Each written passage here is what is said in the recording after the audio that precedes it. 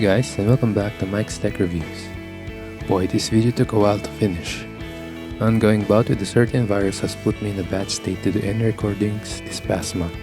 And anyway, in today's video, we'll be looking at the Philips SHP9500 that I did a quick look a couple of months or so back. I've been using it as frequently as I can up to now, and in this video, I'll share my experience with this headphone coming from using in-ear monitors. To be clear, this isn't a review, or at least a typical review, as I do not possess the technical knowledge of a headphone expert, nor having tried a lot of headphones in a variety of situations. All I can share in this video are my initial expectations, what I got, and if it was worth it, money and experience-wise. If you wanted a more thorough review, I suggest clicking on another video instead of this one, or reading reviews from reputable websites. I bought my Philips SHP9500 in late May 2021 for 3,399 Philippine pesos before shipping costs, or around $71 US, which isn't too far off from its price in Amazon. As I always do, I try to research things I want to buy first before parting ways with my money. The headphones/audiophile community is very big and very active. Lots of resources and reviews on our headphones, audiophile subreddits, Headphi website, and audio gear review channels on YouTube that you could use to initially judge a product even if you haven't tried them before.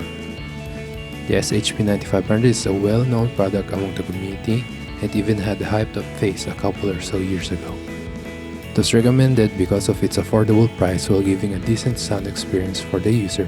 It was also recommended as great gaming headphones when paired with a good mic like the V-Mode Boom Pro mic that you could connect inline as a replacement to the detachable SHP9500 cable.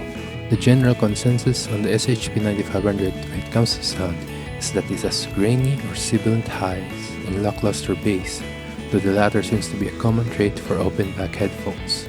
The fit and comfort of the 9500 is highly rated. Let's see if my experience in using these align with what I've read and watched. That said, I'll show on screen some of the specs of the SHP9500. You can find the complete technical sheet on Philips product page if you're interested. I have to note that this sound quieter versus my KZ ZS10 Pros on the same volume level on my Audient ID4 Mark II audio interface. Starting with what you get in the box, apart from the headphones, is a 3-meter long 3.5mm male-to-male plug cable. The plug on either end are different, curiously. One a simple black plastic barrel while the other end has a silver metal barrel and the Philips logo. The cable itself has a rubber covering, and when I got it out of the box it was sticky, and it still is on some parts to this day. It also has a lot of kinks due to how it was stored in the box, and they never really go away completely. It's a minor inconvenience. You can just buy a better cable in the future if the stock cable annoys you that much or when it breaks. That's the good thing about detachable cables. You also get a 3.5 to 6.3mm or quarter-inch TRS adapter, so you can plug them to devices that uses the larger jack for headphones. I use it to connect to my ID4 Mark II so that I could also leave my ZS10 Pros plugged in the 3.5mm jack. This was useful when I initially got the headphones so that I could quickly compare it with my IEMs. Let's now look at the fit, form, and comfort of the SHP9500. I initially said that they looked larger in photos and videos but are actually smaller in real life. I was kinda wrong there.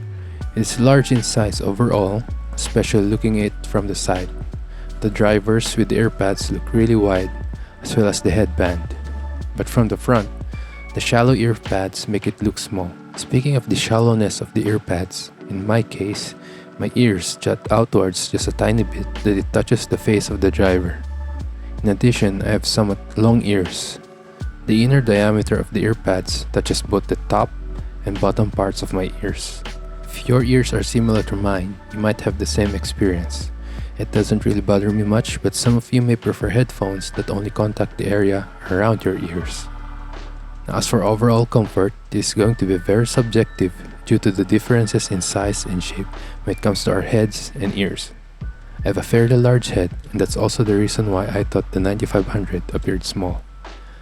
I have the headband extended at the 4.5 position. Its clamping force is light. It slides around easily when I lower my head forward or backward with my ears keeping it on my head. If you have an average size head or smaller, this could be an issue. but in stationary and upright use, the 9500 sits almost unnoticeable on your head. One initial issue in my case though is while the clamping pressure is light, it's still enough pressure that I do experience a very light constant pain. I have to take them off after about 4 hours of straight use. However, having a headphone on for 4 hours isn't really normal. Realistically, 2 hours is the average, either editing audio or watching a movie, but that depends on your use case. I partly blame the fact that these are my first headphones in a very long while, like more than a decade, and my head is just not used to having even the lightest weight on top and on the sides. After a couple months of use, it doesn't really bother me much anymore and I'm not noticing the pressure pain as much. Now the earpads themselves, these are very soft, but their thinness betrays their softness. At least for me, it feels like I can feel the plastic underneath the pads. I would have preferred something a bit thicker. The foam pads are covered with a rough cotton material, but they are not rough in an irritating way. I never felt any itch where the earpads rest on my head. There are earpad mods that can be done not just to further improve the comfort, but to also change the overall sound a little. I may look into these mods sometime in the future. Now let's move on to build quality. The SHP9500 is mostly plastic. The metal headband is covered with a combination of plastic and rubber. The inner foam headband is fairly thick and firm and just barely touches the top of my head. There really isn't much to complain about the quality, except maybe worried that the plastic around the drivers seems somewhat cheap looking, but unless you trust your headphones around, this isn't really an issue. There are a few edges that are sharp, but you rarely touch or look at these areas, specifically the inner edge of the circle where the white text are printed on. The metal mesh has functional large L and R letters indicating which side is which. I like them for how utilitarian they are, but it's understandable that some might prefer something more discreet. The reason I've only ever used IEMs is because I used to easily break the headphones I used to own. I once had a monoprice headphone, the early all-plastic gaming headphones, and all of those I broke either their headbands or the connection point of the headband and the drivers. I'm less worried about the headband breaking on the SHP9500. The only worry is this pivot point on the drivers. You can avoid damaging this joint if you hold the headphones by the headband instead when you take them off or put them on. Let's talk about the fact that this is an open back headphone. If you prioritize noise isolation, open backs are not for you. I don't perceive outside sounds to be lower when I put this on. I expected that and I'm fine with it. In some cases, it might be even a good thing. An example is when I was watching an Arma 3 video and a helicopter flew by to the right of the player. The sounds from the headphones blend in with the sounds from the surrounding that made me look out the window and wonder if the military was doing a patrol. It was just the sound from the video. Of course, if outside noise gets in, the sounds from open back headphones leak out. These are not cans you would want using outdoors or near other people while listening to anything, unless you intentionally want people to hear what you are listening to. However, at the level I listen to, sound doesn't leak much, but again, that depends on your listening practices. But still, that's why I switch to IEMs at night when everybody else is asleep, even if I don't listen at high volumes. The computer area is in an open room and I don't want to wake people. Now on to how I experience the sound. I must first discuss where I'm coming from. I listen mostly to J-pop, J-rock, math rock, Midwest emo, rock and its derivatives, and a few uncommon genres. I mostly play shooters and driving games. My daily drivers are KZ ZS10 Pros. Now this is as apples versus oranges as it can get, but I need to have a reference point. Before that, the ZS10 Pro, ZS3, and ATE, all are in-ear monitors. These all have a very similar frequency response curve, the V-shaped curve, elevated bass and trebles, and sometimes recessed mids. This kind of frequency response is decent all-rounder for common kinds of music genres, but not really great for more critical listening. I consider the ZS10 Pro sufficient for what I usually listen to. Gaming-wise, they are also fine. To summarize how I find the ZS10 Pros, I'd say they have punchy bass when there's a need for it, okay-ish mids, and somewhat detailed trebles. Again, this is coming from a newbie. I've seen more experienced people harshly criticize these IEMs. The 9500's frequency response curve is described as generally flat, but there are some peaks and valleys if you look at each frequency points, and generally, headphones with flat frequency response are good for audio mixing and mastering. What this meant for me at the beginning was, as the reviews I've read said, I would expect weaker bass and treble from the 9500, but with treble sounds sounding harsher still due to less bass. You might be surprised with how this sounded for me. So let's start with the bass first. The 9500's bass went against my expectations and further brought to light my inexperience. In comparison to my KZ's, bass sounds really went around my head. There's also this bass sound that always accompanies dominant sounds. Not as noticeable in songs I listen to, but is very noticeable in bass-heavy music, speech, and sounds in games.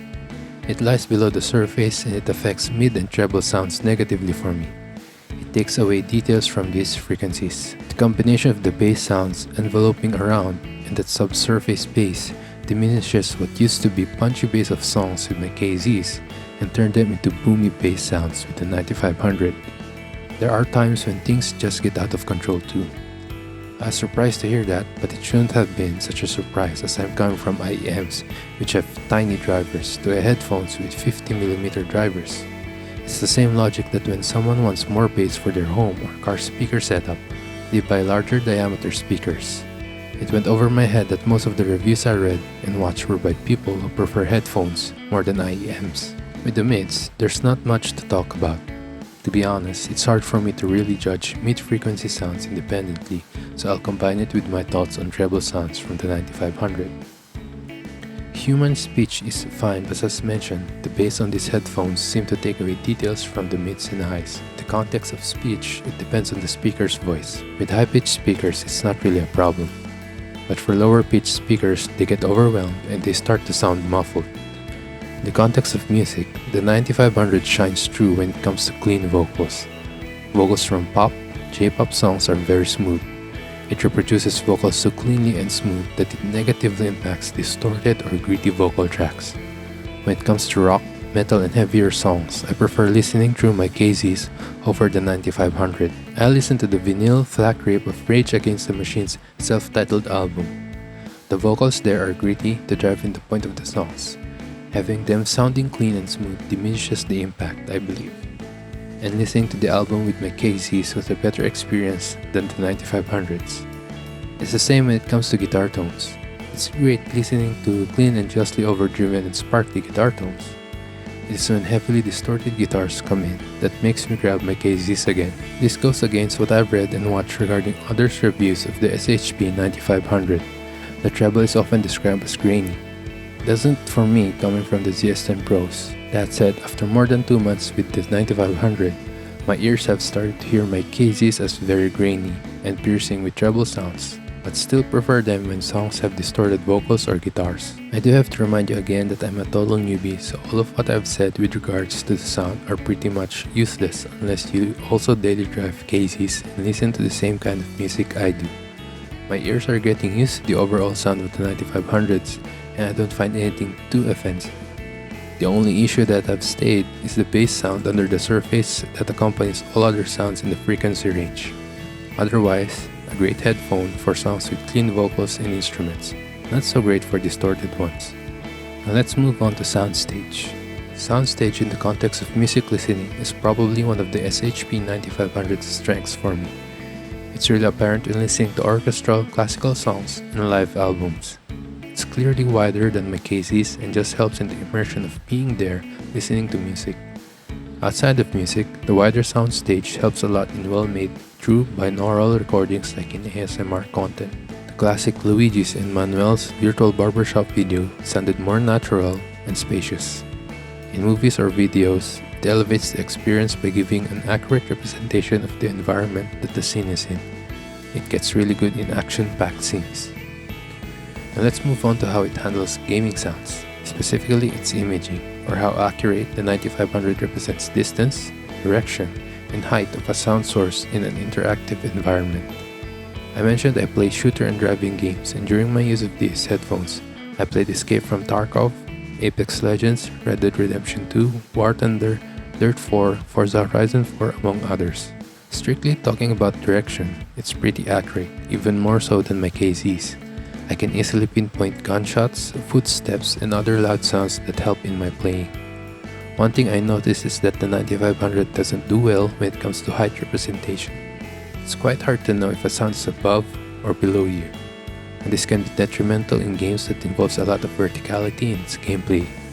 In Tarkov, Apex Legends, and in limited capacity, War Thunder, it is advantageous to know if an enemy is above or below you. Distance representation on the 9500 is a bit quirky from my experience. There's no issue with distant sounds, it's when the sound source is very close to you that it's a bit weird. It sounds almost in your head. I noticed this when playing Red Dead Redemption 2, which can be played in third and first person view. I play it in third person view and that's where this quirk pops up. Nearby sounds seem closer than they are. It's like you are still in first person view. When the pedestrian is behind your player character but is still in front of the third person view and speaks, you hear it as though they are behind you. I never experienced this with my KZs. It's not much of an issue with Apex Legends as it's strictly an FPS game, but as I mentioned, close sounds do appear to be very close. Overall, SHP9500's performance in gaming depends on the games you play. For casual gaming, it's actually great, though with some quirks. Its strength in Soundstage and certain music enhances the experience if the game comes with a great soundtrack and well thought out ambient sounds. So when critical accuracy of sound imaging is needed where it falls short.